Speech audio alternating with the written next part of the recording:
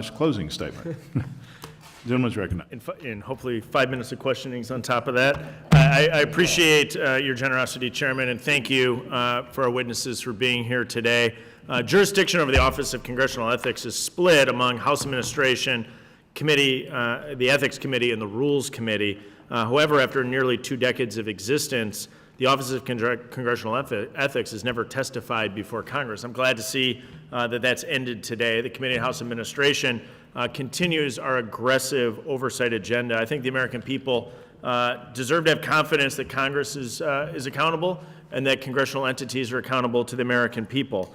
And that's why the Ethics Committee's work is so critical. The Office of Congressional Ethics was formed as a separate office to review the conduct of members and staff in a nonpartisan and independent manner. OCE is supposed to uphold the rules and ethics of the House, and there's evidence that this has not always been the case. Even today, OCE leadership, I think, continues to avoid accountability. As we do with each invited witness, we offered OCE Staff Director and Chief Counsel, Mr. Ashmawi, the opportunity to share his views of OCE's operations and his work here. In both committee rules and House rules require each invited witness to provide written testimony. Mr. Ashmawi declined to provide his own written testimony to the committee, but after staff reminded him of our rules and offered him another opportunity to provide testimony, he co-signed his name at the 11th hour onto the previously submitted testimony of the co-chairs who have very different roles at OCE. The purpose of our hearing today is to take steps to reestablish trust in the Office of Congressional Ethics, which has become politicized over the last 15 years. I think it's important to know that the OCE has spent $23 million since its creation and has an annual budget of $1.7 million. So I think it's important that we're ensuring taxpayers are getting $23 million worth of value for their $23 million investment. If not, we should identify what reforms are necessary to ensure OCE fulfills its purpose and is functioning in a nonpartisan and independent manner. With the chair's grace, I'll move on directly to my questions. Thank you very much, Mr. Chairman. Mr. Ashwami, if I can, I'm looking at a report from Jeffrey Harris to the Board of Congressional Ethics titled Investigating an Incident in the Aftermath Involving Chief Counsel Omar Ashmawi occurring on February 14, 2015 in Milford, Pennsylvania. We've discussed this a little bit before. Mr. Vinovich and Mr. Barnes, did you receive copies of this report as well? Yeah.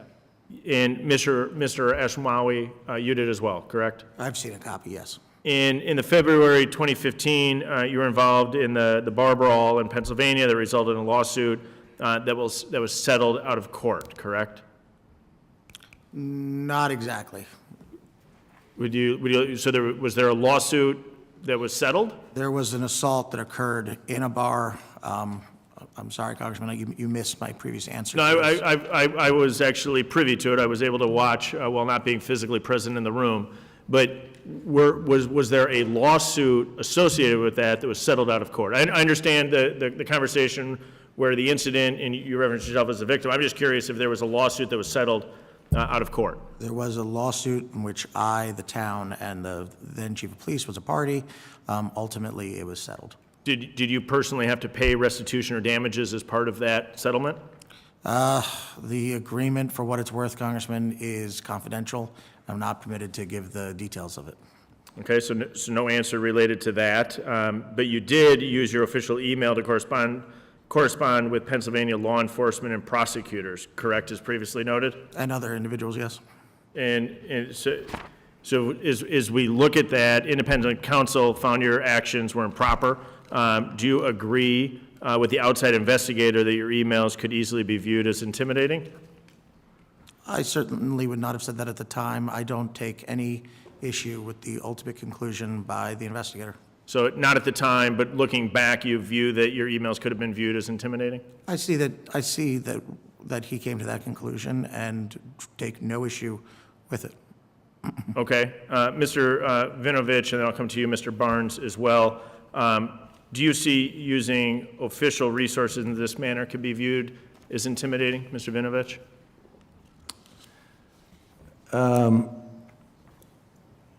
I suppose. I don't know that. I conceivably, yes. Okay. Mr. Barnes? Sure.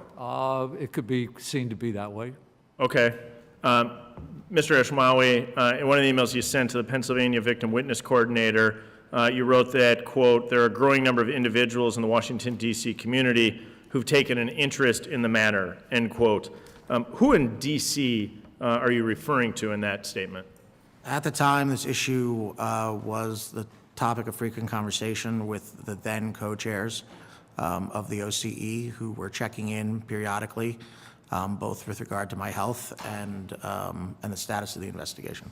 So they were interested because they were concerned both about your health but also about the investigation? Yes.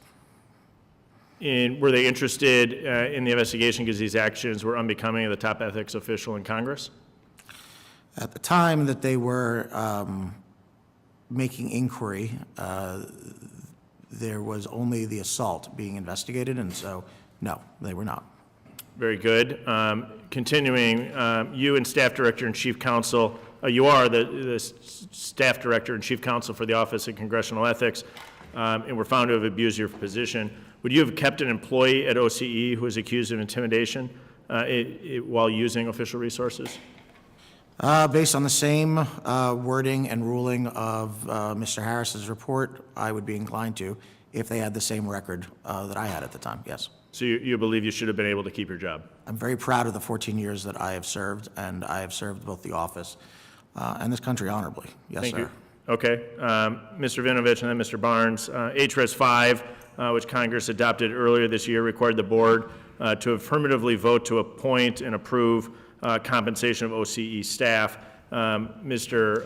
Vinovich, did you vote to appoint Mr. Ashmawi? Yes. Mr. Barnes? Yes, the board was unanimous in deciding to reappoint Mr. Rushmore. So it's a unanimous vote of the board? Unanimous vote of 3 Democrats, 3 Republicans. Yes, sir. Thank you very much. I have no further questions. I yield back.